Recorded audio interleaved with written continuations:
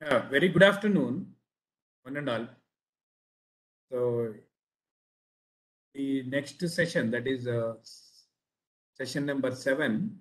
So it's going to handle by Dr. M. Manjaya. So on the powder production and characterization for 3D printing. So it is going to be quite interesting session.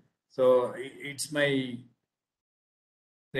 pleasure to introduce the speaker and the coordinator for this workshop, Dr. M. Manjaya. He is a assistant professor in the Department of Mechanical Engineering at NIT Warangal. He joined in 2019 and he did MTech in production engineering systems technology from University BDT College of Engineering 2011 and PhD from NIT K. Surathkal in 2015 and postdoc from University of Johannesburg, South Africa and École Center, France. He has been working in additive manufacturing for 8 years. He has published more than 35 research papers in international journals and conferences, 7 book chapters, and recently published one reference book in additive manufacturing in Elsevier Publisher. His research interest includes additive manufacturing, surface engineering, statistical optimization, and advanced manufacturing processes. He had received Elsevier Outstanding Reviewer Award in March 2018. So it's my pleasure once again to introduce and welcome Dr. M. Manjaya to deliver a talk on materials for powder production and characterization for 3D printing. It's over to you, Manjaya. Thank you, sir. Thank you for the introduction about me. Very good afternoon to everyone.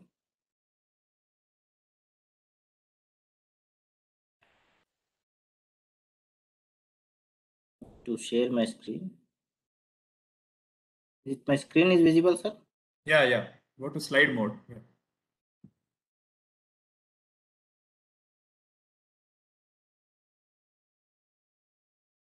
Yes. Yeah, fine. Yeah, very good afternoon to everyone once again. Today I'm going to give my lecture on the powder production and characterization for additive manufacturing. This how the powders are manufactured and especially for the additive manufacturing process. See, since from many years we are using this metal powders for many other the application process, either for the powder metallurgy process or for the coating technologies or for other processes we are using the powders. But especially with respect to 3D printing or additive manufacturing process, how we can able to manufacture these powders and how we need to characterize what standards are required for these powders are to be used in this 3D printing. These things I am going to discuss in this today's my session. As the AM industry is growing, since from 1980 it was started as a stereolithography. There we are using a liquid resin, and once it is started the metal ready manufacturing process, as we are using metal powders as well as the metal ribbons or wires as a feedstock material. When we started with the powder bed fusion technology or with the laser direct energy technology, we need to have the powders to develop some of the component in the metals. There are different kinds or the range of powders are available in the market. As the additive manufacturing industry is growing day by day, we need to have more number of powders are required, because since when it is started it was only working with a very few materials, only with stainless steel materials, aluminum materials or titanium materials or inconel materials. But nowadays we need to have a lot more powders are required, and so many investigations are going on with the multiple materials, functional grade materials, the metal matrix materials, or the ceramics, or high entropy alloys. See, those materials are very difficult to manufacture with even other the conventional manufacturing process. The benefit are the motto of this the additive manufacturing. We have the very good opportunity to manufacture any kind of weldable materials, making it into a product. The required product can be made with this the additive manufacturing process or the 3D printing process. Hence we need to have the powders forms, especially in the DED process or in the powder process. We need to have the powders. You might have heard that the how this relationship between the powder properties and as well as the part quality or the product quality. Means we need to think of that what part quality is required. Means the part property in terms of how we will judge, how we will analyze. Means we need to have the highly dense part, that the depending on requirement. For example, if you go for aerospace or the automobile application, we need to have a highly dense part. And in some aspects, in the medical aspects, we need to have the highly porous parts and as well as the surface roughness or finishes. That is the part property we are going to define. To need to have these the quality of the parts or the part properties. How we are judging, we are need to have the mechanical properties. The mechanical properties are the understand are characterized by the internal build flaws of, means how we are building the part by this AM process, how these internal flaws are directly related to the mechanical properties. Either the porosity is relating to the mechanical properties, either the residual stresses is relating to the mechanical properties, or some defects, cracks, or some lack of visions are going to address these mechanical properties that we are going to price. And the accuracy of the parts, how this part is accurately manufactured, what is the geometrical tolerances, the surface finish, accuracy, all these are going to relate this part quality. The part properties are related by these aspects going to define. Means the when you are defining the part property, we need to study the in-process performance. The in-process performance during the fabrication or during the printing, how this part is going to be manufactured. That is the in-process performance is required when you are making the part with the 3D printing process. To make this in-process performance analysis or characterization, we need to have the bulk powder behavior. Means whatever the powder quality is there, that directly it is related to the part property or the part quality. Because if the powder quality itself is not efficiently a good or not the good characteristics, or if it is having some defects inside the powders itself, definitely it is going to affect the part quality. That's why we need to have the bulk properties or the bulk behavior of the powders are required, and as well as the powder properties. The bulk behavior of the powders is different, powder properties are different. Powder properties are the flowability properties, and as well as the sphericity, geometrical properties, and as well as the what is the range distribution, the powder range distribution which we are using in the manufacturing process, either for the DD process or for the powder bed process. Means you might have already aware this what are all these the AM processes, because this is the third day. You are aware that what kind of the 7 categories we are having based on this ASTM F42 standard, the 7 categories. In that 7 categories, the poured bed fusion is one of the metal additive manufacturing process. Direct energy deposition is one of the additive manufacturing process, metal, and as well as binder jetting. In these three processes, we mainly need of these powders. For that, we need to have the powder properties, either the physical properties, the chemical properties are very much relating to the bulk powder behavior, and then that bulk powder behavior is going to relate to the in-process performance during the manufacturing, during the 3D printing of the component. It's going to relate this the part quality or the part property and all. This is how this powder is related to the part quality when you are manufacturing the component with the 3D printing process and all. If you see, the many leading manufacturers are there in the powders in the worldwide.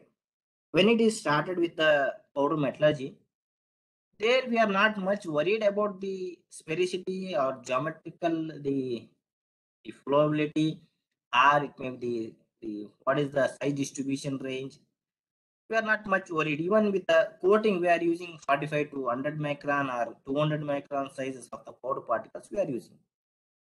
But when it is coming with respect to the IT manufacturing process, we need to have some certain standard size of the powders and the distribution range is required, because if you go below that or above that range, the flowability is going to affect and it cannot be able to efficiently fabricate with the 3D printing process. That's why we need to have the certain standards or certain the requirements of these powder properties in the additive manufacturing process or in the 3D printing process, especially in the metal powders and all.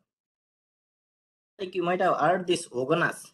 Ogonas is one of the most leading the manufacturers in the worldwide of this the metal additive manufacturing powders, especially the stainless steel, titanium. Ogonas is the most leading manufacturers, and as well as the Praxair.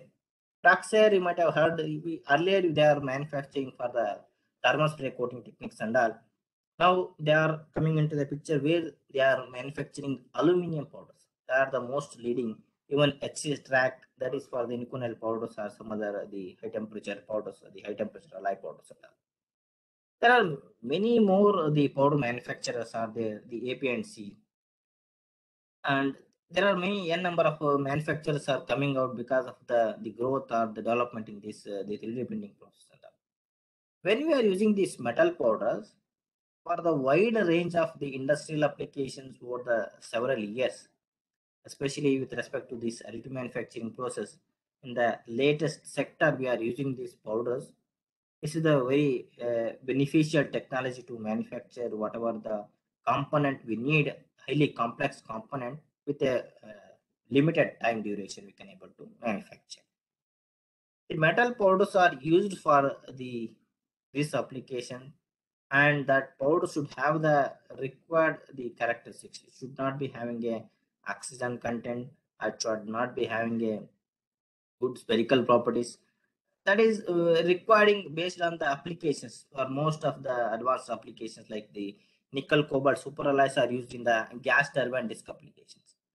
Even some titanium alloys used in the some the impeller applications or in the biomedical application implants when you are manufacturing. There are n number of applications are there. Based on that, the powder requirement is how these powder properties are required, in what process the powders are manufactured, how the powders are manufactured. You might have aware that the when we are going with the powder metallurgy, the mechanical methods are there are many mechanical methods. The ball. Anjay garu, Yes, sir. sorry to interrupt. We are in which slide number? Slide number 3, sir. Powder manufacturing process, right? Yes, yes, yes. Oh, I thought like okay, Yeah. carry on. Yeah, thanks.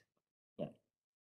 There are the different manufacturing the processes are available. See, when we are manufacturing the different processes of these powders, for example, if you see the powders for manufacturing, especially for the IT manufacturing, can go with the gas automation process, plasma automation process, plasma rotating electro automation process. These are the most commonly used methods for manufacturing the highly quality powders which are suitable for the AM process. And these powders, the quality means the size distribution and what kind of raw materials we are using for manufacturing, whether we are using in the wire form or we are using in the molten form. These are all going to relate this powder manufacturing process with the different automation techniques. And the single powder production method is not at all suitable for sufficient for the all the applications, either the thermal spray techniques or with the additive manufacturing techniques or with the powder metallurgy. The single production method is not at all the sufficient, because the certain requirements are there with respect to the each processes. That's why we need to have the requirement of the different processes to manufacture the different kinds of powders. Like the powder production methods, the mechanical methods are there, as I was telling, the mechanical milling method, ball milling methods, and the physical methods, and as well as chemical method. These three different categories are there in the powder production methods. That the mechanical methods is the very cheapest method, as we know that we are using some of the what the slabs or the the ingots, or we can use the some of the wire or the coconut particles that can be mechanically milled. That is the very cheapest powder production methods. And these methods involve these mechanical forces such as the compressive forces or shear forces or the impact to facilitate the particle size reduction by the bulk material and all. And like this example, milling, ball milling, these are all the examples of these mechanical methods and all. And in the other processes, like there are the many methods are there, like especially in the physical methods, we are coming with the automation process. What do you mean by automation? Automation is it is the very efficient process to manufacture the metal powders, especially for the 3D printing process. Automation is generally viewed as the best way due to the geometrical properties of the powder particles that can be achieved either for the gas automation or for the water automation or by the direct reduction or plasma routing electro automation process. These are all the process we are using for manufacturing the metal powders. Even the induction melted bar automation process, plasma routing electro automation process, plasma automation process that we are calling a PAW or PREP. These are all the automation process majorly we are using in these kind of the metal powders manufacturing. And when you are coming with the picture of these powders are manufactured, especially for the metal powders which are required for the manufacturing process, these powder production routes can be selected based on the aim process, whether water or crushing or spheroidization or precipitation from the chemical solutions on the gas phases and all. There are many advantages and disadvantages are there with respect to the processes like gas. We are having a excellent metallurgical quality and even large supply can be done even with a wide range of selection of alloys. Even with the water automation is the very lowest process, low cost process, and it is suitable for the automation technology and all. And if you go with the sphericity, geometricity, the plasma automation and plasma routing electrode automation is the very best process. We'll discuss those other things on the further slides. Even each process having the own disadvantages. When you go with the water automation, this is the very lowest or the cheapest cost of manufacturing. But in the metallurgical quality aspects, it is lower than when you compare with the gas automation because the water when it is reacting with the water, some the oxides are going to form or some the sphericity is not uniform, the satellites are going to be added onto the powder. When the manufacturing of these powders with respect to different automation techniques, especially required for AM, these metal powders are used in AM is currently experiencing exponential growth with the growth come new powder suppliers because there are a lot of new powder manufacturers coming into this the area of this the additive manufacturing process. But one must know the expertise or the utilization of the machine, the operator, are those who are working with this metal additive manufacturing process. When the new powders are coming into the market, which powders are very much required? What is the standards? What is the requirement of this process? You must be able to aware these processes. And day to day, the competition is going to be more, and which metal powders are the less cost of manufacturing process, and as well as the properties are very much related. The way we are manufacturing the powders, which are spread, how it is spreading on during the EM process in the powder bed. It's all depends upon the properties of the powder which we are using and how it is manufactured. That is directly relating to the powder properties, physical powder properties. If you see this diagram, the metal powders vary widely depending on this automation methods. Either this flowable properties or with the interparticle forces or with the powder size distribution or the geometry. All these are all depends upon this automation process and the manufacturing process conditions. You see here the powder properties are defined by these interparticle frictions, interparticle forces, and the flowable properties. That is how these powders are flowable, and as well as the flowable properties are going to define the flowability properties of the powders. These are all going to define these powder properties which is required for the 3D printing process. When you see with the market scenario of this, the metal powders, how these metal powders are used when it is started, especially in the light manufacturing process. You can see in this the global market scenario of this the metal light manufacturing opportunities is categorized. And with respect to the machines and materials, you can see in this left hand side graph the US market rate from 2019 to 2029 was expected, whatever the hardware sales and the material sales and the part production. You can see the growth rate of this manufacturing of the powders and the machines and as well as the materials is day by day is increasing and it is exponentially growing. This report is from the Ohlers report, and every year they are analyzing this the how the powders are required and what is the quantity which we are using to make the component for aerospace application, biomedical, or overall commercial applications. And all. If you see here the value in terms of the US $1,000,000 from 2001 to 2013, how it was the all AM materials are developed. You can see when it is started 71 US $1,000,000, but it was at 2013 itself is 582 million, 528 million. It was growing rapidly, and even today, it was the metallic powders are very much growing in the aspects of these powders are required for the, especially for the metal manufacturing process. When you see the research aspects as shown in this metal powder cast will be highest continuously expensive through the life of an AM machine. Mean when the AM having a very highly expensive of manufacturing the component, the manufacturing cost is very high in the 3D printed part in the metal manufacturing part. Why it is very high? Because when you are seeing this powder manufacturing cost itself is very high because we need to have the automation process. The automation process is highly the expensive and complex manufacturing methods to make the powder. That's why whatever the components which are made by this metal powders with the 3D printing technology is going to be the highest cost. And also the quality and consistency of this AM components is depends upon the in part and as well as on the characteristics of the starting powder feedstock and how these powders are feeding into the powder systems or in the powder bed systems and in the DVD system.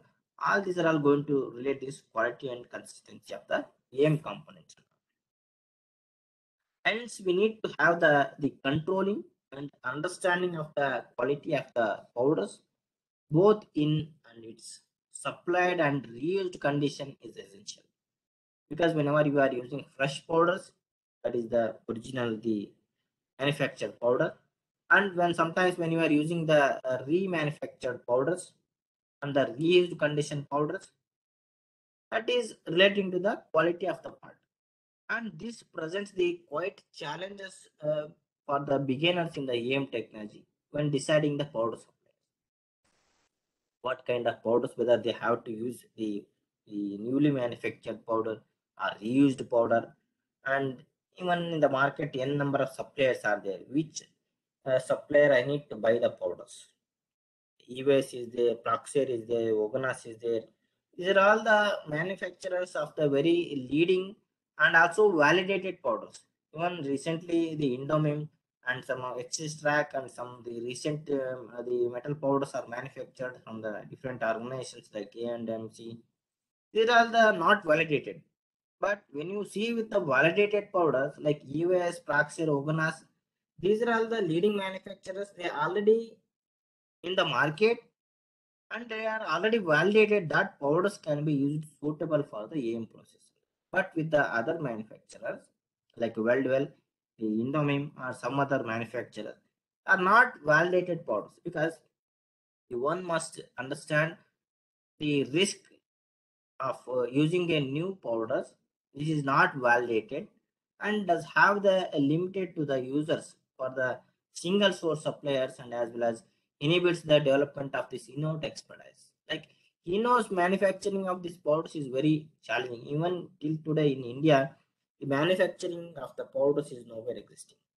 Even we are buying all the powders from the outside the India, from the Europe and as well as from US, But many the R&D organization like IIT Bombay and as well as the ARCI laboratory are trying to develop this in-house powder manufacturing of these IT powders, but still they are having a lot of challenges because they cannot able to produce in a large production rate. They can able trying to manufacture with a 1 kg, 2 kg, up to 5 kg production because the automation setup itself is a more than 25-30 crores of this the production setup, and we are having less production rate automation setup are available in the RCA laboratory and as well as the other the Midani steels, and even nowadays the Midani steels is coming out with the manufacturing of the metal powders.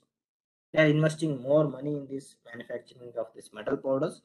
They are trying to start with the in-house manufacturing of the metal powders for the India for using these 3D printings. And nowadays even recently Indomim and as well as the like Intech DMLS, they have developed their own the indigenous the metallurgy manufacturing machines, that is powder bed systems. As we are saw that the yesterday's Professor CP Sir has discussed indigenous development of this metallurgy manufacturing process, DED systems, the powder bed system. They are developing in collaboration with this Intech DMLS as well as the IIT Bombay. They are developing the development of indigenous the metallurgy manufacturing process with the wire based and as well as the powder based are developing. From the data based on this 2013, like there are 855 powder manufacturers are available in the worldwide capable to produce this and estimated powders of 1.12 million metric tons per year, and which is approximately cost of the 6.9 billion US dollars of this powder manufacturing cost.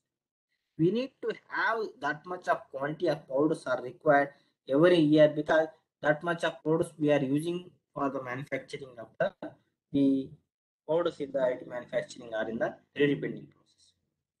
Coming to the selection of AM powders.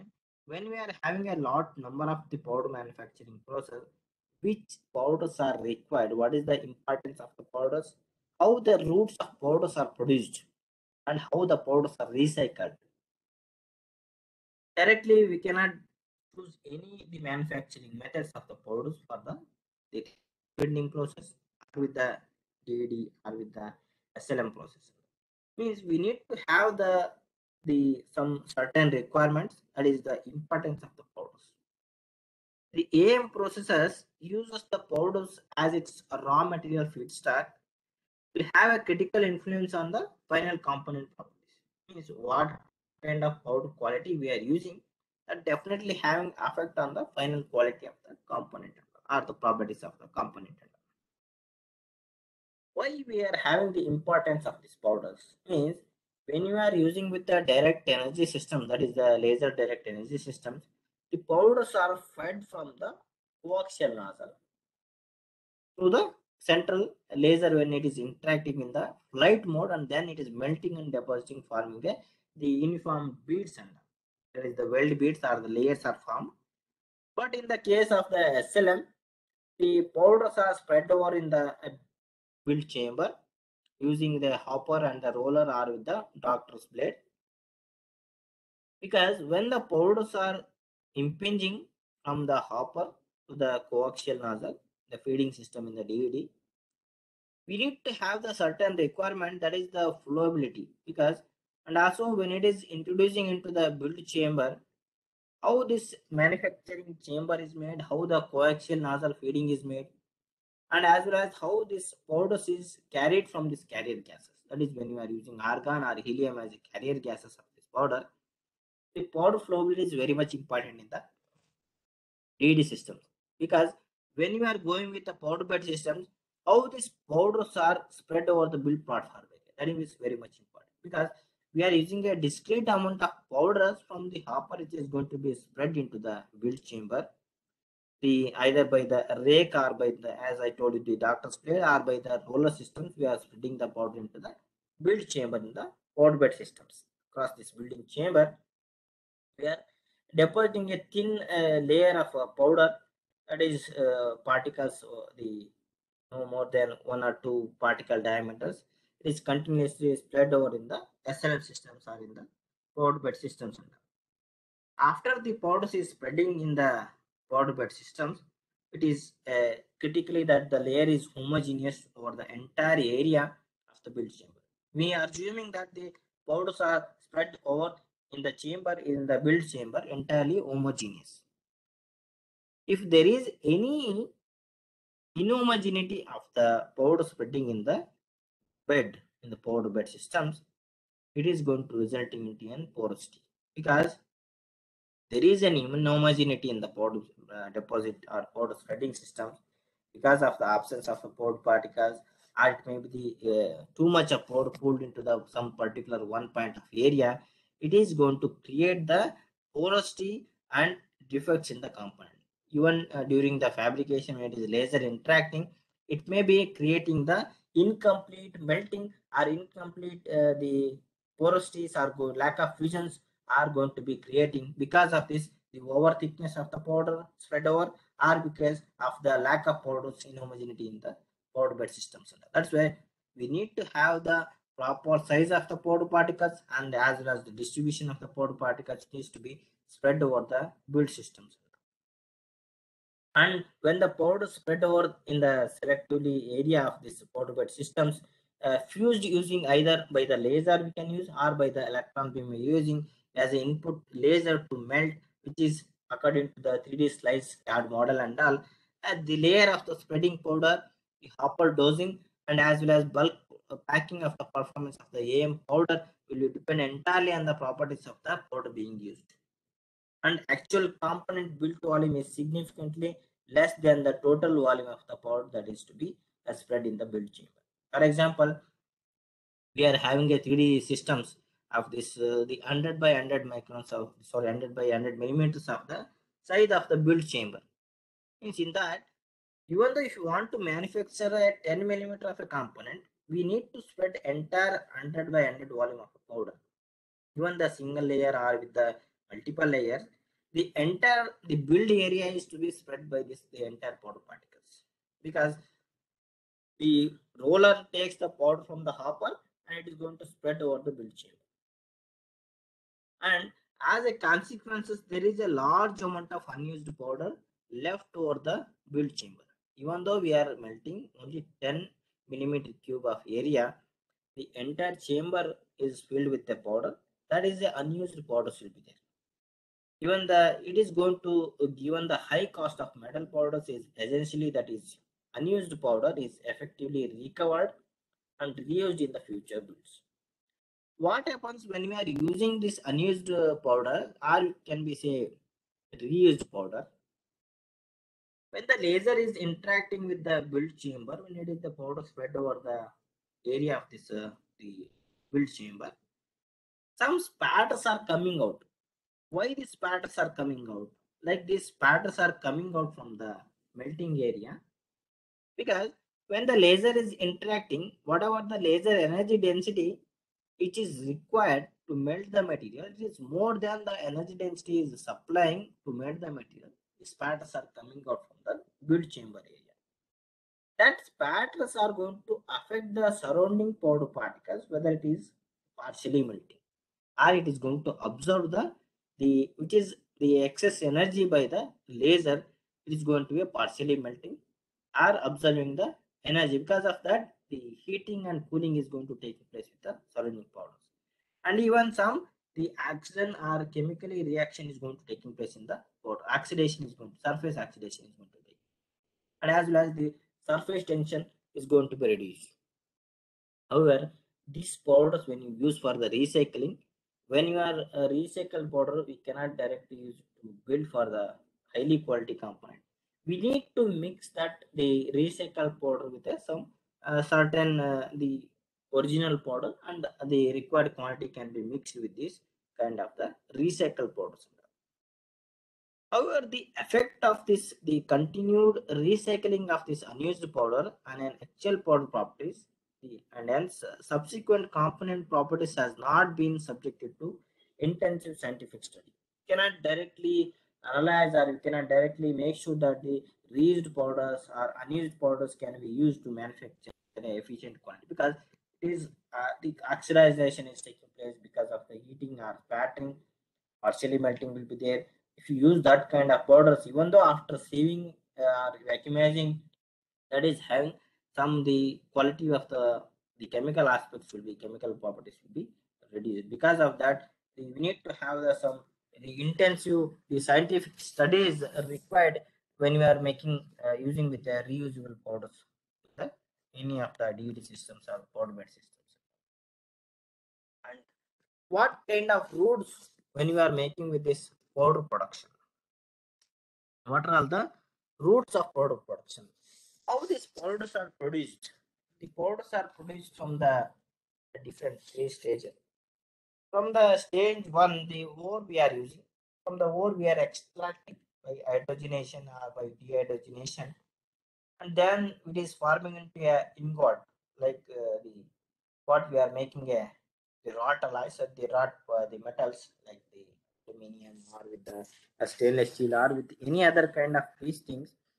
The wrought, the ingot is made either in the form of a billets or in the form of a wire or in any other format we can make use with the forming process with the ingot. That is in the first stage we are making the input raw materials from the ore, and then that ingot either the billet form or the wire form.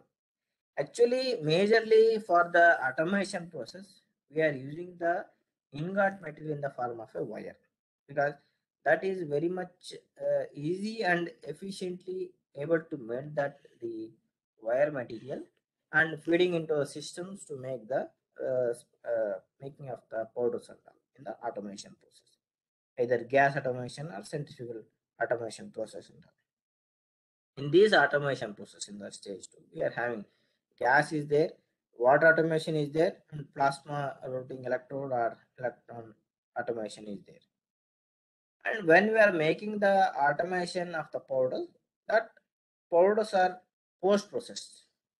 Whether the powders need to be, because the powders when you are manufacturing with the automation process, all the sizes of the powders we are going to get it. We need to sort out the powders by sieving with the different sizes of the mesh sizes. We are going to sieve the powders, and with the ultrasonic sieving or with any other mechanical sieving methods which are used to sort out the powder distribution ranges. That is 5 to 45 micron or 45 to 90 micron. Generally, we are using for powder bed systems 5 to 45. We are in some systems we are using 15 to 45 microns.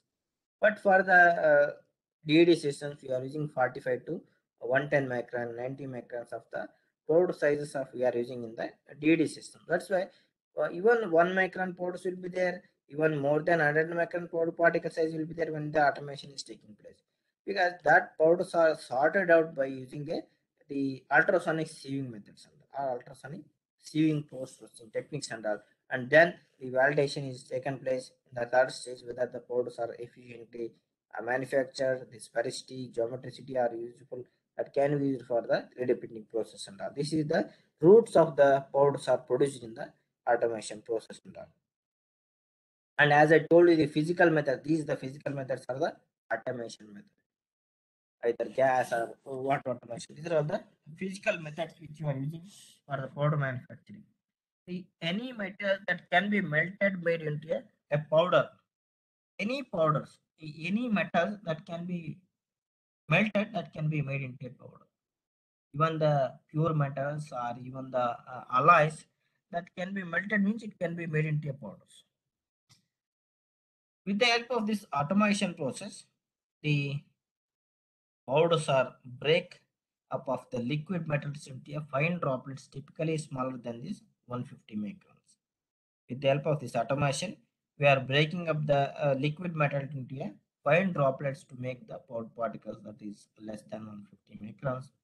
And how this automation is taking place, we will discuss the mechanism or the automation process.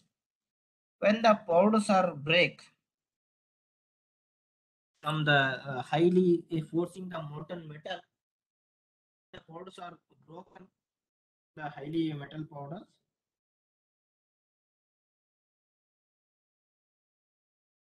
forcing through the small orifice and breaking up the stream of powders jet into a compressed air or by the gas or by the water. Means when the molten pool is flowing from the orifice, we are impinging with a highly the force of the air or the gas, like inert gases, or with the water we are impinging to break that the molten pool into a small fine droplets that is going to solidify and make the powder center. We'll discuss the mechanism of this automation. In this basic automation basis, gas automation, water automation, and the other the basis kind of the energy being which is used, the centrifugal automation and vacuum automation, plasma and ultrasonic automation. Nowadays, the ultrasonic automation is the most efficient manufacturing process to manufacture even small quantity of the powders with the ultrasonic automation process and all. And in this automation process, what is the mechanisms? In this automation process, there are 4 stages of this automation process. The first stage, whatever the ingot, the impingement of high velocity of the water or the gas produced to the sinusoidal wave, which causes the disturbance of the liquid sheet. If you see here, you can see this is the stage 1. This is the molten metal or the pool is coming out from this nozzle or from the orifice of the gas automation or any kind of automation. We are impinging with a high velocity of the gas that is going to create the sinusoidal wave in the molten pool or in the liquid sheet and all. That the wave fragments and ligaments formation through this shearing force is produced by this disturbance at the stage 1. Because of this, the high velocity of the gas or with the air or with the water, the sinusoidal wave is creating that the creating the wavy fragments. You can see these are all the wavy fragments are creating, and the fragmentation and ligamentation is going to be taking place. This kind of the fragmentation in the second stage, and then at the third stage, the breaking down of this the further ligaments into a droplets, where there is a primary automation is going, and the regular the particle shape, high surface tension, and the low cooling rate is going to taking place in the regular powder particle shapes and sizes. When the irregular particle shapes, we are having a low surface tension and having a high cooling rate will be there in the irregular particle shapes and all. And in the fourth stage, further the deformation and thinning of the droplets and wave fragments into a smaller particles are going to occur in the secondary automation process. That is, the size reduction is very much limited by the melt viscosity, temperature, and as well as the acceleration of forces which is applying by the gas velocity or by the air or by the water velocities. You see, this is how this the mechanism is going to taking place in the case of the automation process. And if you see in the water automation, whatever we are discussing, here we are having the molten material in the furnace. In some new methods, this is the olden the methods of the automation process in the water automation. Directly, we are feeding the molten metal from the furnace to the automation chamber. In this, we are having a jet will be there, the nozzle jet, which is supplying the pressurized water with the highly velocity. This molten material is flowing from the because of the gravity from the flowing from the furnace, and then we have the inclination of the alpha. We are impinging the high velocity of water pressure onto this molten pool, and it is going to breaking into the small ligaments or fragments and then making into a small fine powder particles which is stored in the hopper and in the automation chamber. That is furtherly sieved and then it is.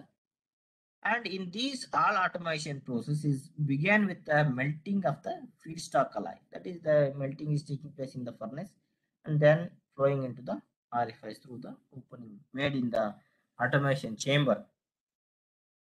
In the water, we are using as a water automation process. Water is impinging with a highly velocity with the pressure, which is going to be the liquid alloy entering into this automation chamber from this the furnace. The free fall of the molten metal in the chamber is going to take place. When the water jets symmetrically positioned in the opposite direction, that is around the stream of this liquid metal with the high impact velocity. It is breaking into ligaments and fragments, and then the solidifying of this fine powder particles is going to be taking place in the automation chamber. Even the similarly, the gas automation process is going to taking place. Instead of this, the water we are using is a gas as a or the impingement of the high velocity with the gas, the argon gas, or with the air we can use. If you want to making with the highly the powder particles like the titanium powder, highly oxidizing powder particles, we are using inert gases, the argon gas, or with the other kind of the gases we are using with this kind of process.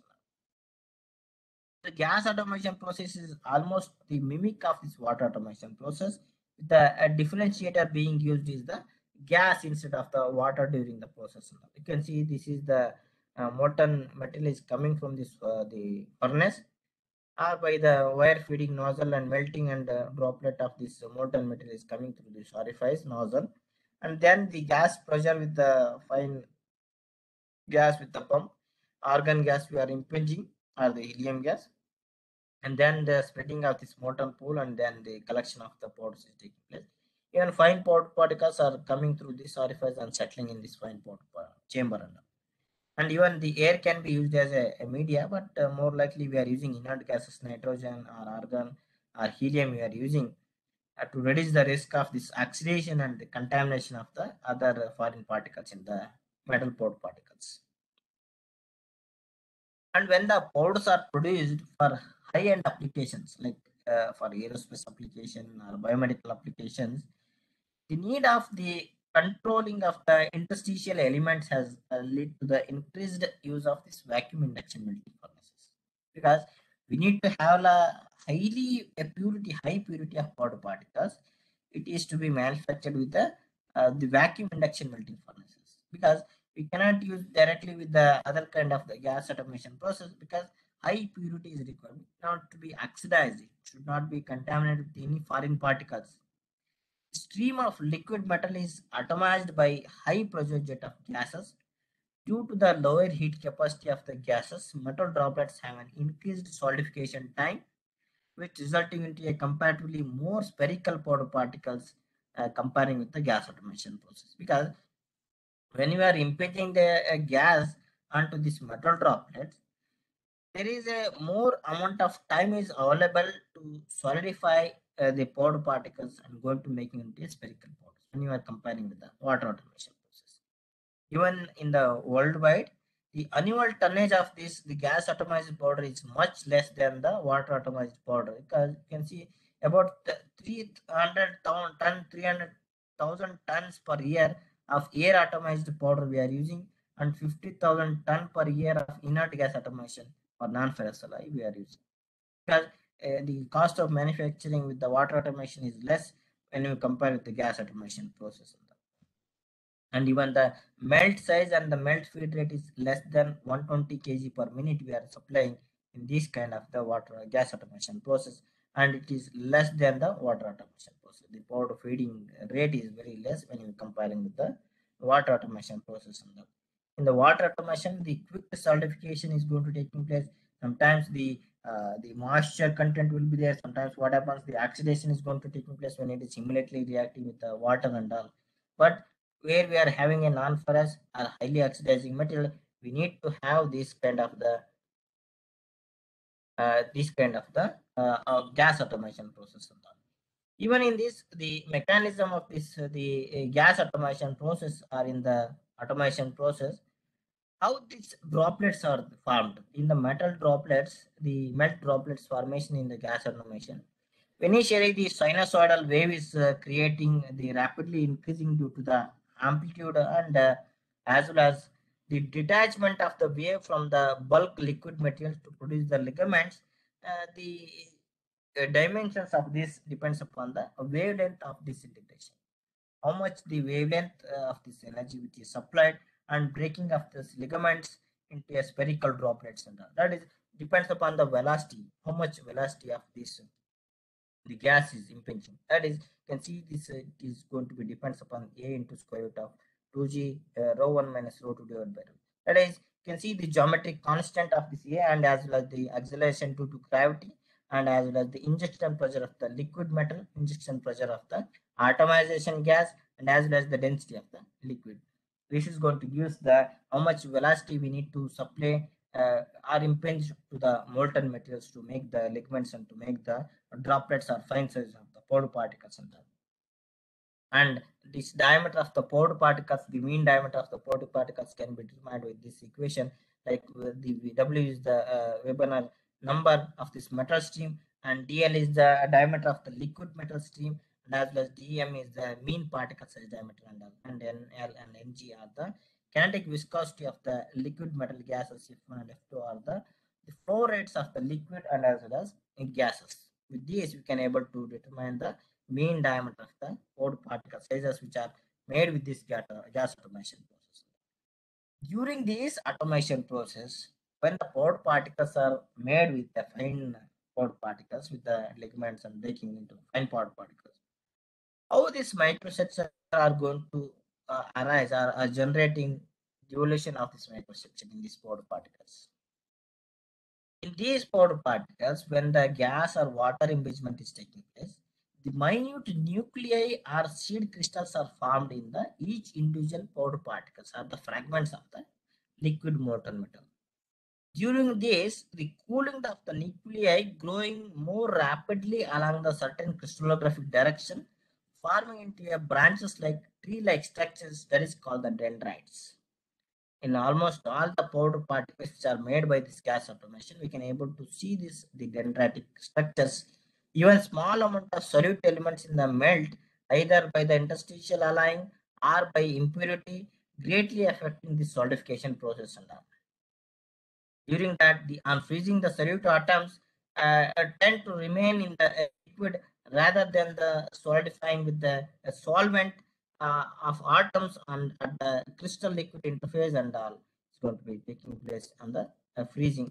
Even the solute rejected by this the crystal atoms becomes the concentrated in the remaining liquid, as a result of which is freezing point of the liquid is going to be decreases in the case of this automation process and all.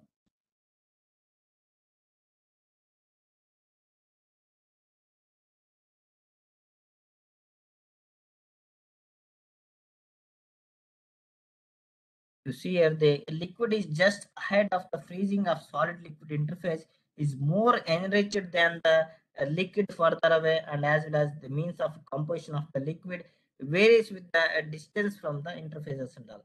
The degree of the cooling rate helps in evaluating the relative efficiency of the different cooling techniques for powder productions and all. Means when the degree of the cooling is taking place, that is going to give us the how much the cooling rate for the production rate of the powder and what kind of the microstructure you are going to arise in the solidified powder, and that is the magnitude of the cooling rate, and as well as the its variation helps in interpreting the microstructure of the particles, and as well as the highlighted it's under the equilibrium cooling conditions, many solid alloy solidified dendritic fashions.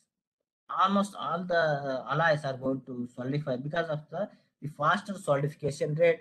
That is the relation between this the cooling rate and as well as the dendritic curve spacing with respect to this equation. Lambda is equal to k to the power of n. K's and n are the constants based on the material properties based on the materials, and the T is the cooling rate and lambda is the dendritic curve spacing and all. You see here, these are all the different kinds of the powder particles which are made by this automation process. You can see first one is the water atomization process. Even this is the water atomized powder particles. Some even this is the gas atomized powder particles. This is irregular shape. Irregular shape you are going to get it satellites, irregular shapes. Almost all we are going to connect came from this kind of the water automation process. But regular powder particles, regular shaped spherical powder particles are come from this the gas automation process. When these type of satellites are there, will be there in the water automation process. Irregular powder particles because the solidification is very quick, and the ligaments are not. We are not allowing some time duration to solidify to grow this nucleus. And see this the microstructure of this the individual powder particles, as I told you, branches like tree-like structure is going to form this kind of the dendritic structure is going to form in the steels. Even in almost all metal powder particles, we are going to have this kind of the dendritic structures. You can see this dendritic ion spacing is depends upon the solidification rates. The solidification rate you can see with these different materials for maraging steel or austenitic steels or with copper materials or with aluminum materials. We're having a different solidification rates. We are going to have the different dendritic ion spacing. The solidification rates is very high, then we are having a smaller dendritic ion spacing. If the solidification rate is less, then you are going to have the dendritic ion spacing is more. This kind of the microstructural evaluation is going to take place in the automation process. Even with the plasma automation process, nowadays we are using highly spherical powder particles, especially which is used required for the defense applications or biomedical applications, which are made by this the plasma automation process. You can see the wire feeding, especially for the titanium, the wire feeding is taking place, and then melting is taking place in the automation chamber with the help of this the plasma torch, and then with the high pressurized gas is impinging onto this molten pool to making into the powder particles. This entire chamber is a vacuumized chamber, and then the vacuum pump is going to be used to collect these powder particles. And this is the producing a very highly spherical powder particles. The spool of wire is fed into the feedstock in the automation chamber. Simultaneous melting and automation is taking place because of the coaxial plasma torches and as well as the gas jets. One side coaxial the torch will be there, and another side coaxial gas jet will be there. If the powders are provided a long flight path, spherical powder particles are going to resulting in this process. And in the other kind of the process is like hybrid dehydration production, with this dehydration production is there. That hydride dehydrate method is powder production method differ from the automation process. It does not involve any the melting of metal feedstock. It involves crushing, the milling, and screening to resize the large lumps of metal feedstock into a fine powder particles. And tyro process, this is the very recent development was taken place from CSIRO Australia. They are especially using for the titanium powders which are developed by this CSIRO. And this tyro process is a two-stage continuous production method which involves the titanium tetrachloride, and then it is first thermally reduced into a magnesium chloride by titanium composite under the presence of magnesium in a fluidized bed reactor, and then it is going to making into a magnesium chloride titanium composite, then separated by using a vacuum distillation to produce a highly purity titanium powder. As the processed titanium is unsuitable for EM process due to the particle sizes are 150 to 600. In this, very highly pure titanium powders can be made, but what happens? The powder size distribution is very, very high. That is 150 to 600 micron powder size distribution will be there in the case of this the Trio process and all. We need to have a further post processing. That is the necessary of this powder to be minimal in the powder size distribution. Further refining or further fining is taking place in the case of this kind of the process and all, which is suitable for the range of the right manufacturing process and all. And if you summarize with the powder characteristics with the different process and with the characteristics of the other powders which are manufactured by the different manufacturing processes, you can see the comparative of the stable here. The water automation process can be able to manufacture 0 to 500 degree, 500 micron powder particle sizes, and with the gas automation you can able to make 0 to 500. The advantages with respect to the water automation process, we can have the highly purity and as well as the range of powder particle sizes only requires the feedstock ingot material. And what happens, the disadvantage post processing is required to remove the water or irregularities of the powder particles morphology, like satellites are present in the wide particle size distribution, low yield or powder between 20 to 150 microns. And it's also a non-reactive powders materials are used in the water automation process. In the gas automation process, we are using a wide range of alloys which are suitable or available for reactive alloys. Only requires a feedstock in ingot form and high throughput range of particle sizes. Use of EIG allows the reactive powders to be processed through the spherical particles. Some satellites are present even though in the gas automation process, because when you are having a wide spread of the particle size distribution, it is going to be have the low yield of powder between 20 to 150 microns, especially for the nickel, cobalt, ferrous, titanium, aluminum are used in this case of gas automation process. Even with the plasma automation process, we are capable to produce 0 to 200 microns of the powder particle sizes, and extremely spherical powder particles can be made with this plasma automation, and requires a feedstock to either to be in the form of a wire or in the form of a powder itself we are using in the case of plasma automation. That's why it is a very high cost of automation manufacturing process, especially for the titanium we are using plasma automation process. And even plasma electrode rotating automation process also used for the titanium. In that we can able to produce 0 to 100 micron size of the powder particles. In that, very high purity powder particles are produced with the highly spherical powder particles. That production cost is very high, and the producibility, the quantity of the powders are produced in the plasma rotating will be less productivity will be.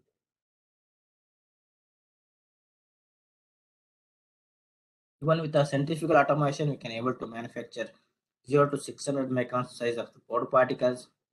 Wide range of particle sizes with very narrow particle size distribution will be there in the case of the centrifugal automation, and difficult to make extremely fine powder particles with the this kind of centrifugal automation unless very high speed can be achieved.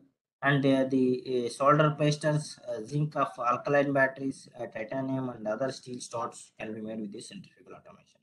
And the hydride and dehydrate, as I told you, especially it is meant for highly pure titanium Ti64, and some limited to highly brittle, highly hydride materials.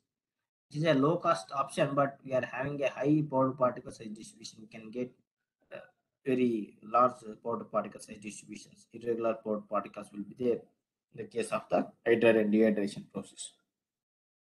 And the some of the key point variables of these powders, the techniques that is could be used for manufacturing, their measurements and that. See, the powders are manufactured with different manufacturing techniques, as we are discussing the automation process, different automation process. Even with the induction melt bar automation process, rotating electrode, plasma automation, all these process, even water and hybrid automation nowadays we are having ultrasonic automation. How can we describe this quality and the quantity of the powders? This question come from this the sphericity. The sphericity is very much important in this the air manufacturing, and the chemical composition of the powders. Like for example, whether the chromium powder or the iron powder, what content, the chemical composition we are required, and as well as the physical properties, the global properties, particle size distribution, whether it is range from 10 to 60 micron, 10 to 100 micron. That is the particle size distribution, and how we are analyzing, we'll discussing. And then also the particle size distribution specifications like D10, D50, D90. These are all the diameter of the particles. How much D10 particles are there, D50 are there, D90 are there. That we are need to have the analyzed the physical properties, and how the apparent and packing density will be there. Even these are all going to be discussed in the further slides.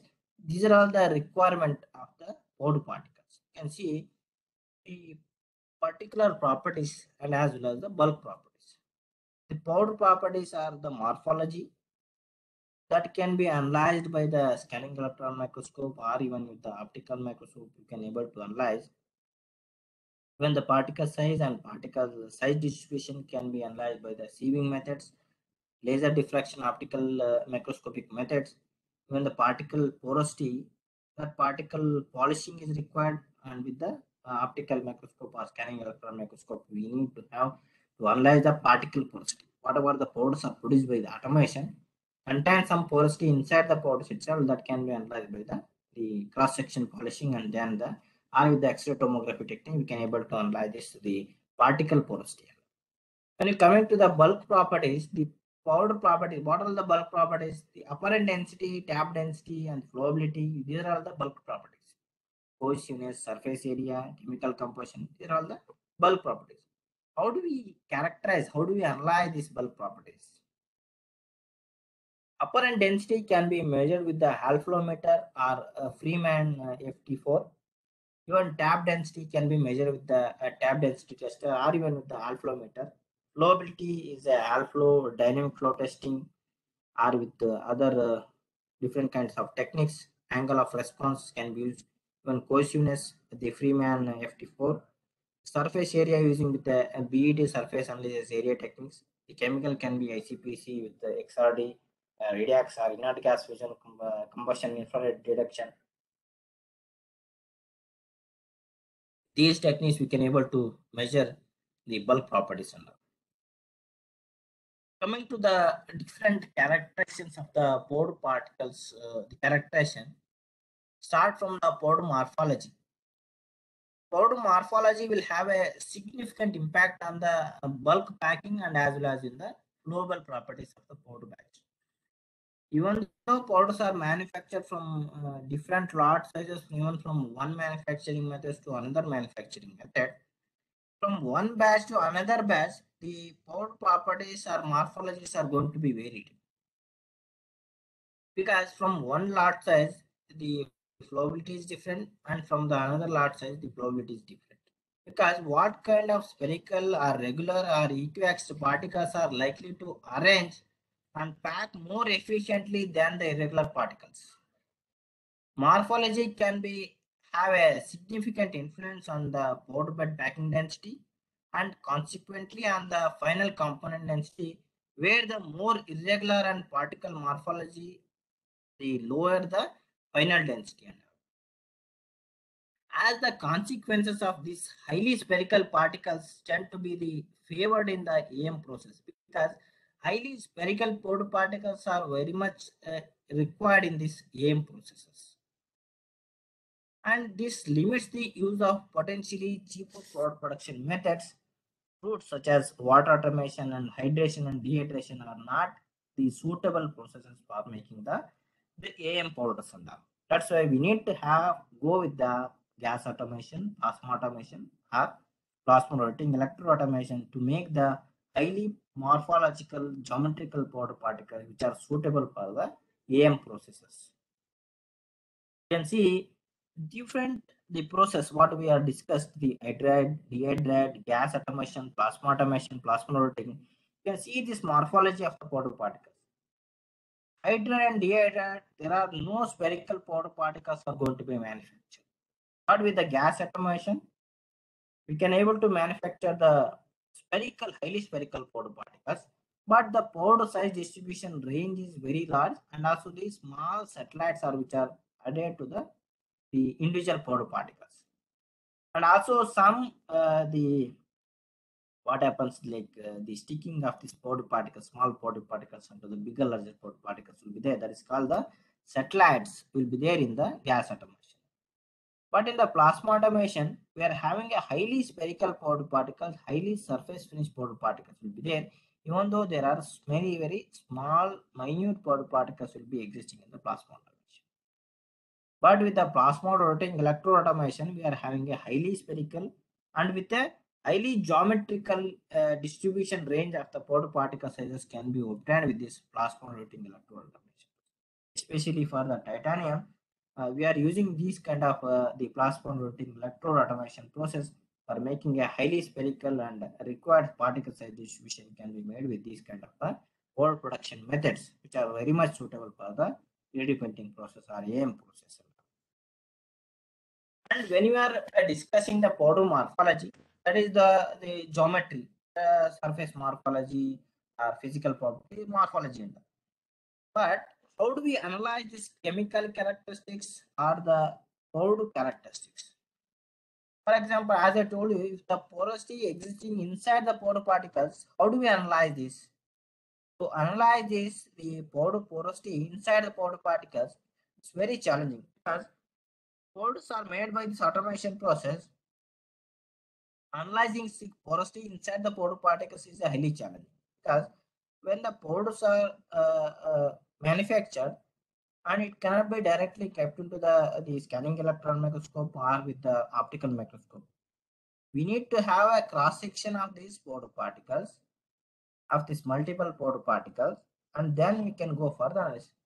To make that, we are putting the pore particles in a epoxy resin.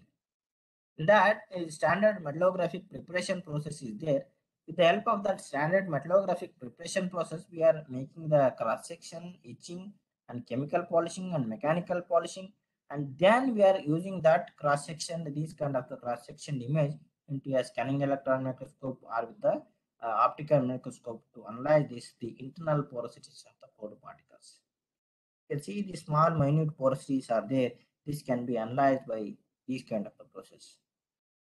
And other what happens in the mechanical method, there is a slight the boundary of the pore particles are stripped by the plastic deformation of the particles of the pores when it is mechanically polishing is taking place with the hand or mechanical polishing. To avoid those kinds, what happens? We are going with the nickel plating. Even with the hard particles, the mechanical polishing are very difficult. That can be coated with the nickel coating or with the tin with the electroplating. Especially for the tin powder particles, we are coated with the nickel plating. And then it is cross section, and then it is analyzed with the scanning electron microscope. You can see this is the microstructure evaluation or the morphological properties or the porosities inside the pore particles can be analyzed with this kind of the even with the secondary electron microscope in the back scattering electron microscope, this can be observed this kind of the microstructure in the powders of tin powders and all. And if you see this improving this the powder preparation which is required for the microscopic analysis, that is with the nickel electroplating, further the improvement can be made. You can see this approach, the particle surface is going to be smoother than the mechanical polishing. With the nickel plating and then polishing with the mechanical, it can be further smoother the outer surface boundary of the pore particles, and that can be used for the analyzing with the electron microscopic methods and all. And improving with this nickel electroplating can be analyzed the surface porosities. You can see this is the porosities, and can be a good qualitative agreement with the surface reference between the cross-sectional images and as well as the pore particle images. You can see this is the spherical powders, and even with the nickel plating, you can have this kind of powder. But if you go with the mechanical without nickel plating, what happens? The plastic deformation of the mechanically polishing which is sticking onto the surface or boundary of this powder particles, it is not going to give us the actual the sphericity or the smoothness of this powder particles. That can be improved by this nickel plating of these powder particles, and then standard metallurgical process is followed to analyze this the cross-sectional microstructure or the internal porosities or flaws of the powders.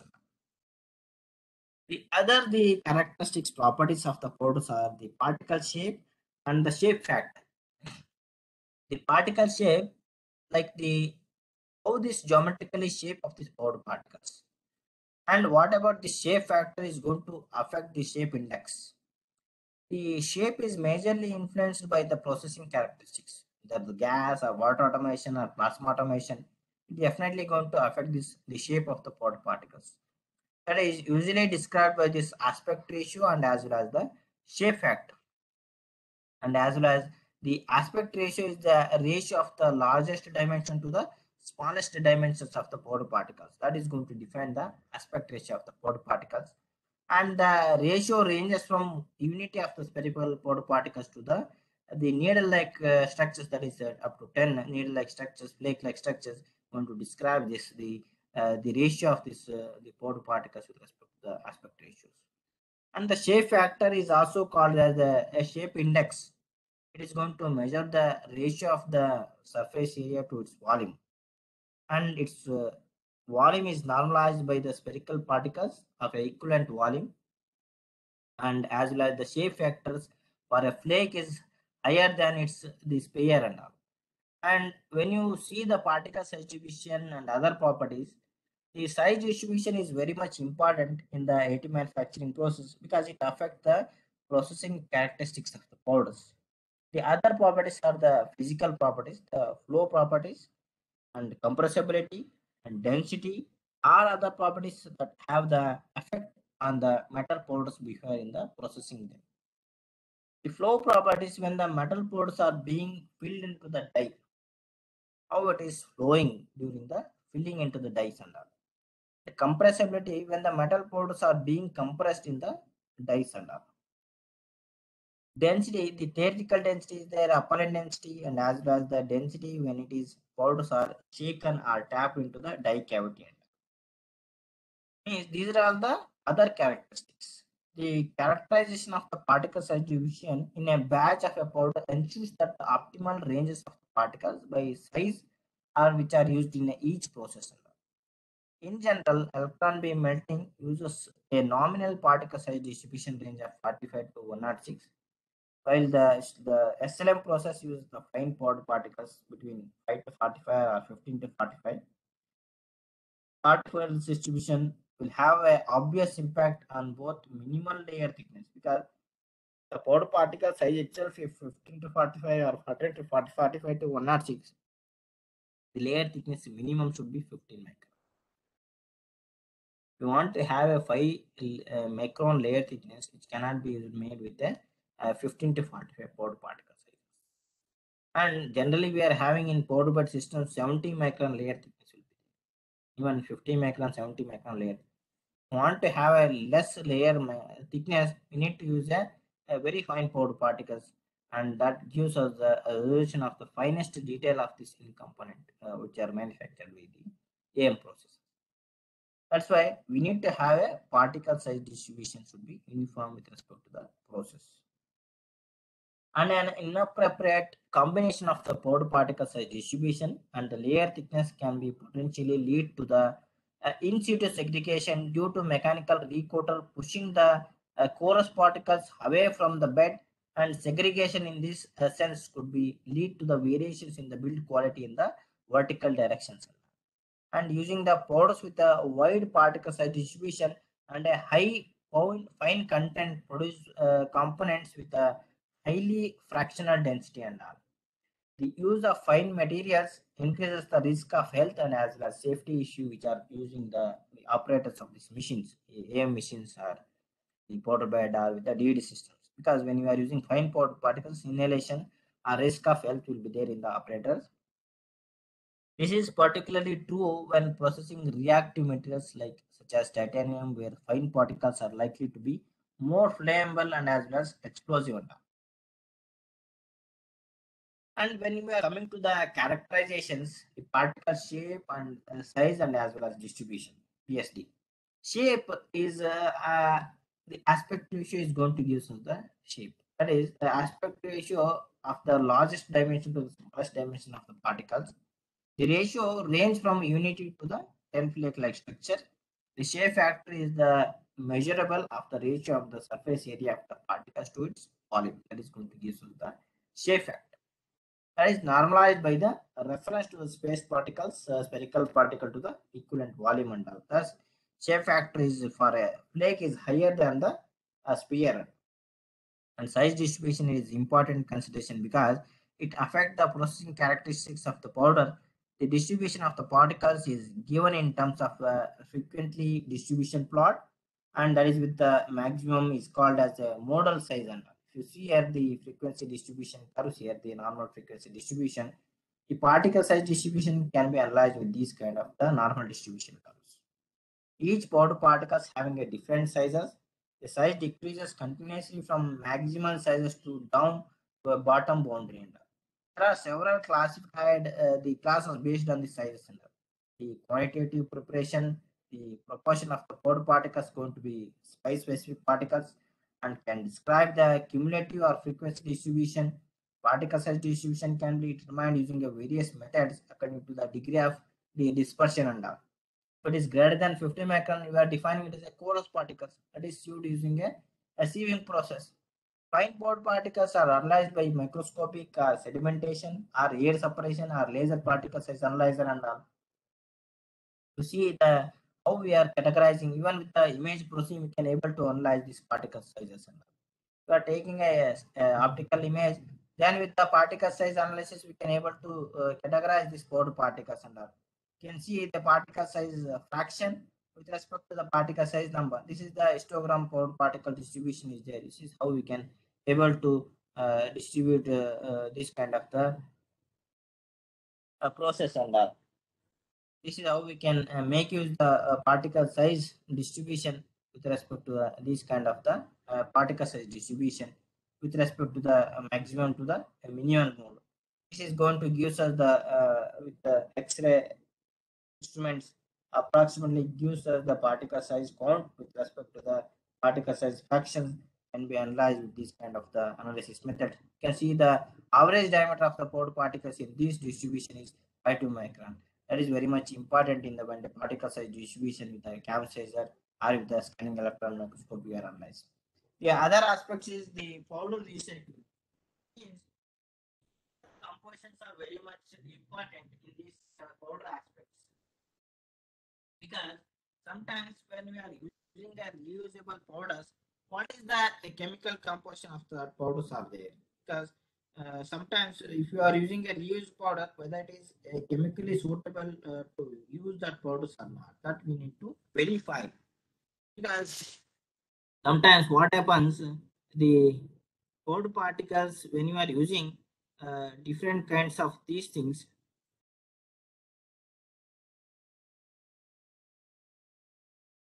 when you are using a different kind of the powder particles,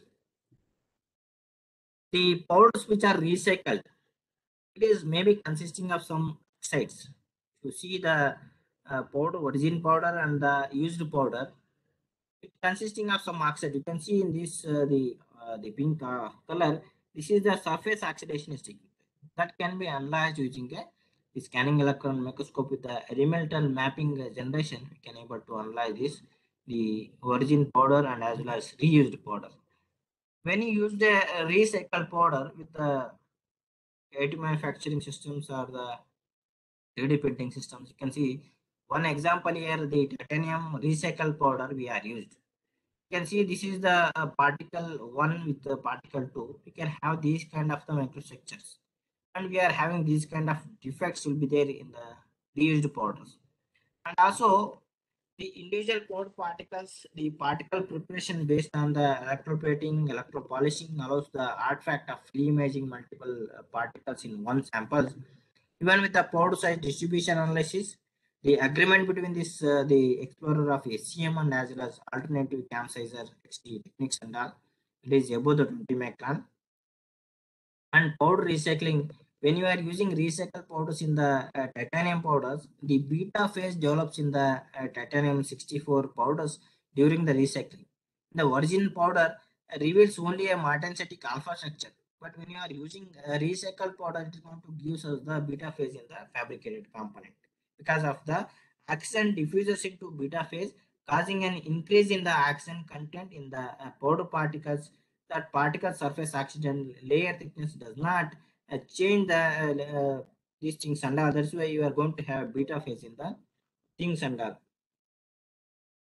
And as well as if you see the stainless steel the powders which are manufactured with the recycled or with the original powder, you can see the 3D systems are used. DMP Flex 3x 300 machines are used to manufacture the sampling for pure steel. You can see this is a layer 1 and this is the layer n plus 1, and we are manufacture this type of the sample component and we are analyze the defects microstructure and the other the defects and microstructure. When you use the recycled powder, you can see these kind of the defects between the multiple solidification profiles. You can see these are all the solidification profiles. We'll discuss in the tomorrow how this the microstructural solidification during our case studies of this manufacturing. This is the build direction. We are having these are all the solidification profiles. These solidification profiles gives us how this the defects, the porosities, are the unmelted powder particles are growing through epitaxial direction, that is through the build direction and all. And wherever we are having multiple boundaries and how these oxides are forming. You can see in the where the interface fusion taking place between the layer to layer. In between the fusions of this layer, we are having these the oxides are formed, because these are when you are using this the remelted powders or used powder, these kind of the fusion of this the oxides are going to be taking place in the case of the reused powder in the 74 stainless steel powder, and these kind of defects can be observed in the manufactured components and all, which is the elemental mapping gives us the oxide inclusions in the fabricated, whether it is small oxide inclusion or large oxide inclusion. These inclusions can be observed in the scanning electron microscope when you are cross-sectioning manufacture the samples and all, and these oxide inclusions going to affect the part quality in the manufactured component. And with the these kind of the scanning electron microscope, even cross sectionally we can analyze how much size of that inclusions and how it is, where it is present, how it is going to affect the part quality and microstructural properties of the component and all. And if you see the other the properties, the cohesive strength and as well as other properties of the powders which are manufactured by the automation process or any other kinds of automation, many metal powders flow like a liquid, such as the materials has a no cohesive strength. When the materials does not have a cohesive strength, it is flow like a liquid. However, when it is squeezed in the palm of one hand, the material may gain enough strength to retain its shape. Once the hand is even open, it is going to gain some of the strength, whatever the shape you are squeezed, it is going to gain that much strength. If the powder gains are under cohesive strength because of the pressure applied onto it, an arc or a rat hole can form. When it is gaining the pressure or the strength, gain enough the sufficient strength to retain the shape, it is going to create the cohesive, the rat hole or the arc formation in the powders. A rat hole is a suitable pipe or the vertical cavity that empties out the over the outlet. The material is left standard in the stagnant zone that usually remains in place until an external force is applied to dislodge them. What happens, it is going to creating some shape until if you are not applying some external forces, it's not going to dislodge them. That is the rat hole formation when we are having a cohesive strength. You can see these kind of the examples, there is a no flowability and there is a flowability. This is the formation of a stable rat hole and this is the formation of an arc, cohesive arc at the outlet of the bin. You see, this is the experimentally we have analyzed how we are having a flowability properties with respect to these powder particles, rat hole formation and formation of the arc because of the cohesive strength. You can see this is the highly flowable powders. You can see without tapping, we have put the 50 gram of powder. This is the Alflow, Carniflow and Alflow BSTM B213 standard. We are filling the 50 gram of powder, and this is how the flowable powder is taking place all the powder particles. When we are having a cohesive strength in the powder particles, if you see here, the powders are not flowing. Even though if you are putting a tapping by external forces, these powders are flowing and creating a rat hole formation. You can see this is called the rat hole formation when you are the powders having cohesive strength. This is how we are observed this kind of powders having a less flowability properties compared to this kind of powder particles. And these kind of powders are difficult to use in the manufacturing process. We need to have the improved flowability. That is, 50 gram of powder should be flowed in a 10 to 15 seconds. Then only you can say the highly poured flowed properties are there. And even what are the factors which are affecting the apparent density? The apparent density is a metal powder that depends on the density of the solid material, particle sizes, particle size distribution, particle shape, surface area, and even the roughness of the individual particles and the particle arrangement are going to give us the apparent density. Apparent density is strongly affected by the particle sizes, the particle size distributions and all. It decreases with the decreasing particle size. The apparent density decreases with the decreasing the particle size, and it decreases with the particle shape, becomes less spherical and more irregular. It's going to decrease when the particle sizes are less spherical and more irregular. And it decreases with increasing surface roughness. When the surface roughness is very high, the apparent density is going to decrease. It is frequently controlled by mixing various sizes of the powder particle sizes. When you mix with a large powder particle size distribution, the apparent density can be controlled. And these effect of this particle size on this apparent density of several metal powders can be analyzed by this ASTM B212 standard. You can see this is the comparative of this apparent density average particles with respect to the different automation process. You can see the particle sizes are more, the apparent density is going to increase. When the particle sizes are less, you are going to have the apparent density is less. This is how this atomized powder or with the different powders, they are having different kind of apparent densities can be achieved in the automation process. That is also depends upon the powder particle shapes and sizes. And the true density. The true density of the powders can be analyzed by this Archimedes device. This is called the gas pincometer. This was the first device or first method to determine the true density by using a displacement principle method. With the help of this pincometer, with respect to the PV is equal to nRT, this way, with respect to these things, the gas pincometer works and can be able to measure this the true density of the powder particles. And even with the alflowmeter or the Carney flow meter, you can see this is the alflow and this is the Carney flow. With respect to these things, we can able to estimate B213 standard, we can able to measure the metal powder, how it is flowing under. And even with the standard of this MPIF, this is the Metal Powder Industry Federation standard, describe these two methods.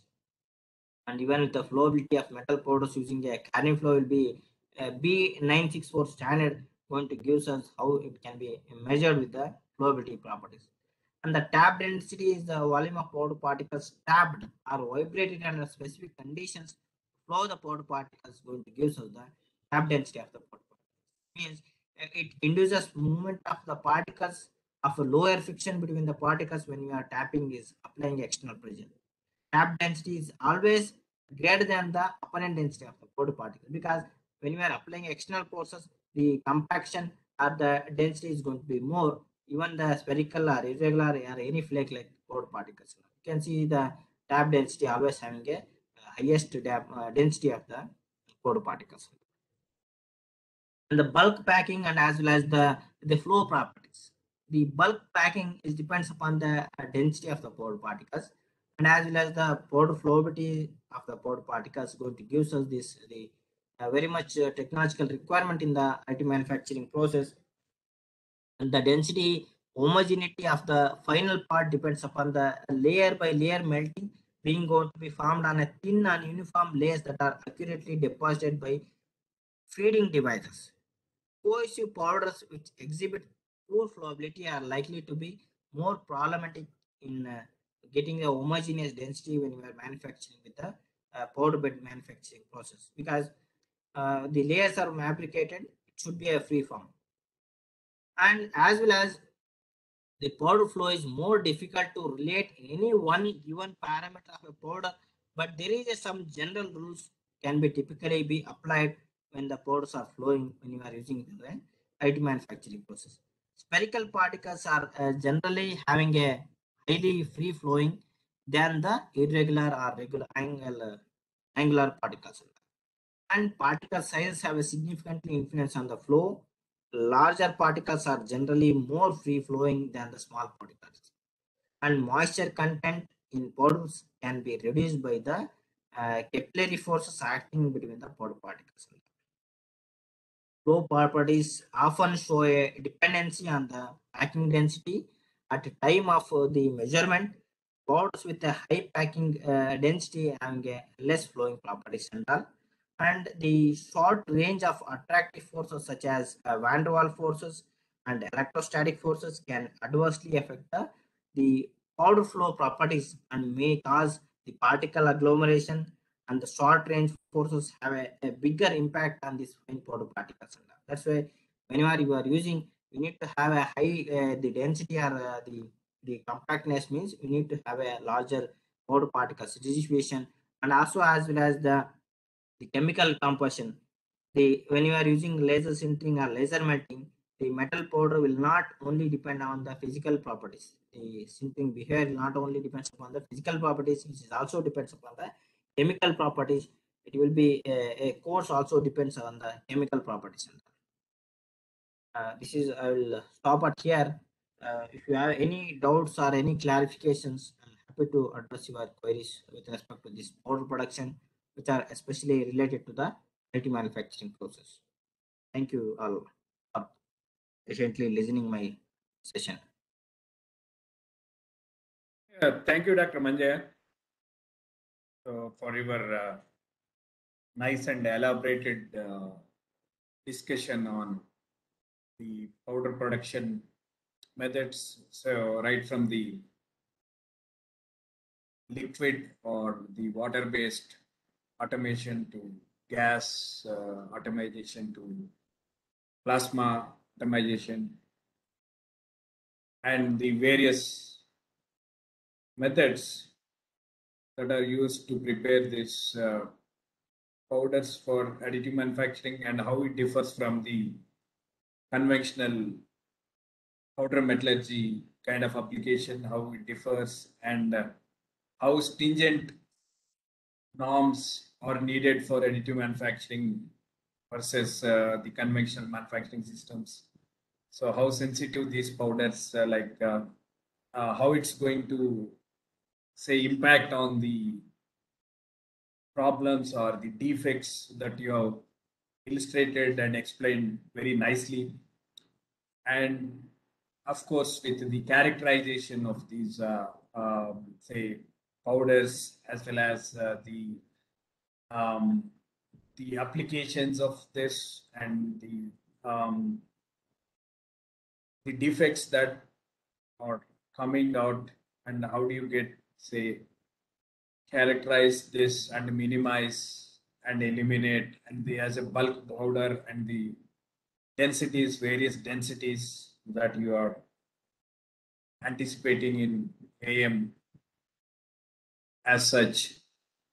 So yeah, thank you very much for your elaboration on this powder production as well as the characterization of these powders for additive manufacturing. So if anybody is having the clarifications or queries, so you are open, like you can put in the chat box or you can unmute yourself and you can ask. Sanjay, there are some questions in the chat box. Yes, sir. I will go through. Sir. Yeah, please go through it. One query is one is yeah, asking how much of virgin powder can be used with respect to mixing ratio as well as on the reused powder. Actually, standard is we can use at least 60% of the virgin powder, and the reused powder can be used around 40% of reused powder can be used for making the component that is having a good quality of the mechanical properties and all. If you use more than this ratio, then definitely you are not going to have a come out with a oxidation or some the defects in the fabricated components. That may be the inclusions. These kind of defects will be there. As I discussed, one example of 17.4 pH steel, they are mixed with around 30% of powder particles of reused and 70% of virgin powder they are used. With that mixing ratio, even though they are getting some inclusions in the manufactured component and all.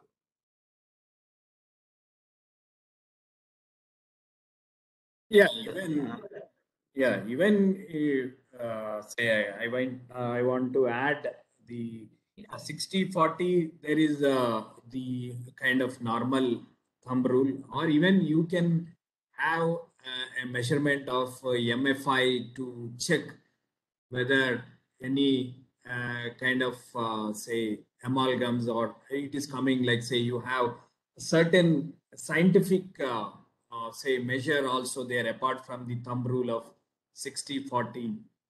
Definitely we have a certain scientific say methods to mix up this based on that index number, so that even you can even very well mix this as for the index number of that grain, the particles. So you can very well do scientifically also the mixing of things. So yeah, you have a certain, say, rules or the standards or the scientific way of doing it, apart from the thumb rule like 60-40.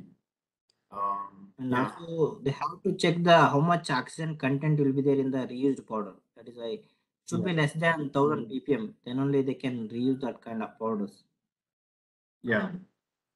to be measured before using for reused powder. Yes. And one more question is, sir,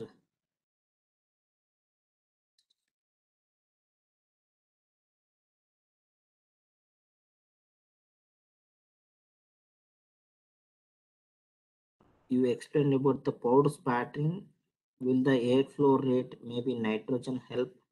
If we increase the flow rate, will it affect the product in any way? Definitely, when you increase the inclination angle, when the powders are flowing from the orifice in the automation process, and as well as the velocity of the impingement, definitely it is going to affect the formation of the sinusoidal wave and the fragments and ligament formation.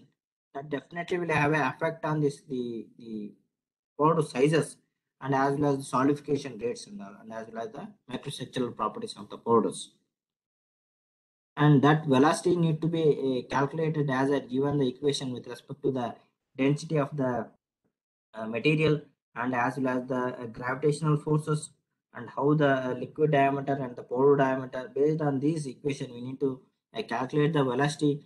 That much velocity of impingement velocity is to be applied onto this water or the gas, then only we can get the highly efficient spherical powder particles in this automation process and all. Yeah. Thank you. Hope I cleared this your answer. And one more question. Even after we see, we still see the oxidized powder. How badly can it influence us, sir? Like any care must be taken care to avoid that. Yeah, definitely. Even oxidation, even when we are using reused powder, definitely there will be a contamination of oxidation will be there because the powders are exposed to the environmental chamber of the build chamber. That's why we need to measure that the oxygen content before when you are using. That oxygen content should be less than 1000 ppm in that reused powder, the oxygen content. That will give us the analysis to betterly control the quality of the parts now.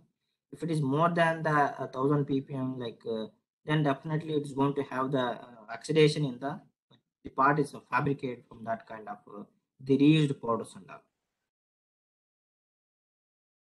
And also we need to check the flowability properties before going to use with the mixing of the original powder and as well as the reused powder, and then you can use it for the making the part in that reused and virgin powders. That another question is like how many times we can sieve and reuse the powders. With ultrasonic sieving, see, mechanical sieving is not at all works with this the powders when you are using.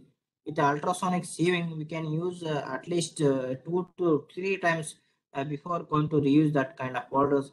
And also after the sieving, we have to heat treat that powder.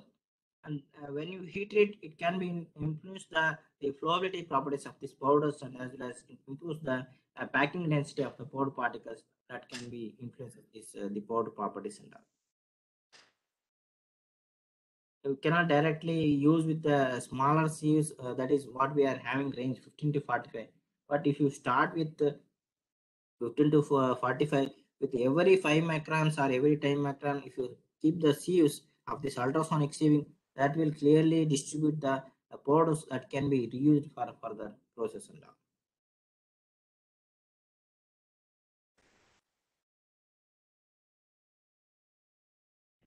I hope I addressed the Ashish, your query. Any other queries?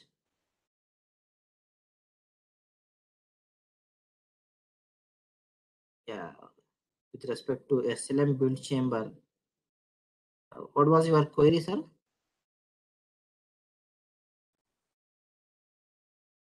Airflow Sir, rate. good afternoon. Good The afternoon, argon sir. gas flow. You are talking about the argon gas flow rate. Yeah, exactly, sir, exactly. Yeah, Inside the during work the chamber, while fabrication, printing. definitely we need to have at least 15 to 20 liters per minute. We are flowing the argon gas. If you reduce the argon gas flow, definitely the oxidation is taking place when you are using the reused powders. If you use higher amount of the argon gas flow rate, the inert gas flow rate inside the SLM process definitely can minimize the oxidation effects, and the build quality will be very good in such cases and all when you are using the air flow rate, that is the gas flow rate. Thank you so much, sir. That was very helpful.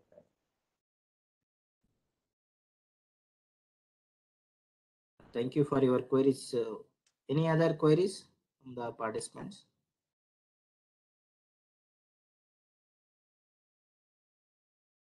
If no more queries, then we'll say conclude the session. And then may I request, thank you once again, Dr. Manjaya.